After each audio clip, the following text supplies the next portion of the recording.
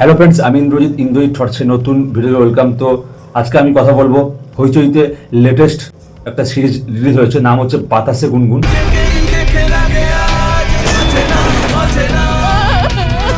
কি চাইছোটা কি তুমি? তোমাকে এর মোট 7টা এপিসোড আছে। এখানে মুখ্য চরিত্রে অভিনয় করে সুব্রত মুখোপাধ্যায়, সৃজলা গুহ, শিলাজিৎ, ময়না মুখার্জি ছাড়াও আরো অনেকে। এর ডিরেক্টর হচ্ছে অরিজিৎ টোটন চক্রবর্তী এবং এর ক্রিয়েটিভ ডিরেক্টর হচ্ছে ক্রিয়েটিভ হেড অদিতি রয়। ব্যাকগ্রাউন্ড মিউজিক এবং মিউজিকের দায়িত্বে আছে জিৎ গাঙ্গুলি। ঠিক আছে, কেন বললাম জিৎ গাঙ্গুলি?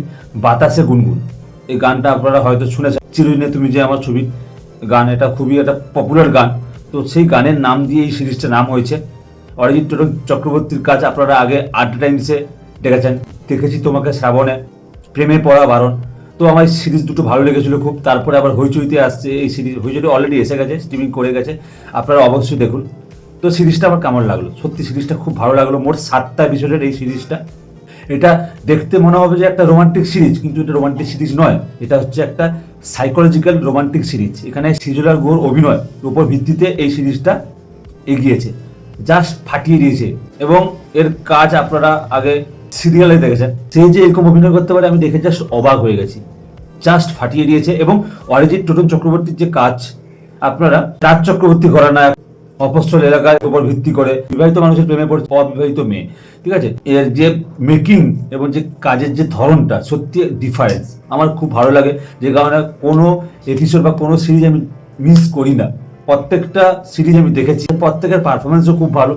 এবং এখানে শিলাজিতের অভিনয়, শিলাজিৎকে আপনারা গান শুনতে দেখেছেন, কিন্তু এখানে অভিনয় যে করেছে, উনি হচ্ছে আন্ডারওয়ার্ল্ডের সঙ্গে যুক্ত। তো এখানে ভিলেনের কাজ করেছে।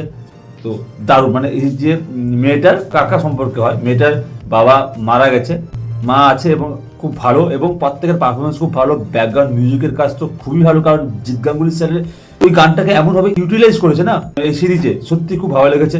মেন ইউএসপি হচ্ছে সৃজলা গুহ।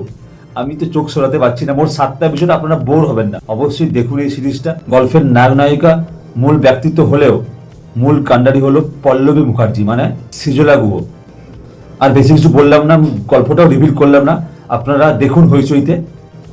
মানে লাস্টের এপিসোডটা দেখলে আপনারা ভাববেন যে কি হলো ব্যাপারটা, দারুণ লাগবে। ক্লাইম্যাক্সে আসবে না, আপনারা মানে কি হলো ব্যাপারটা বুঝে উঠতে পারবেন না।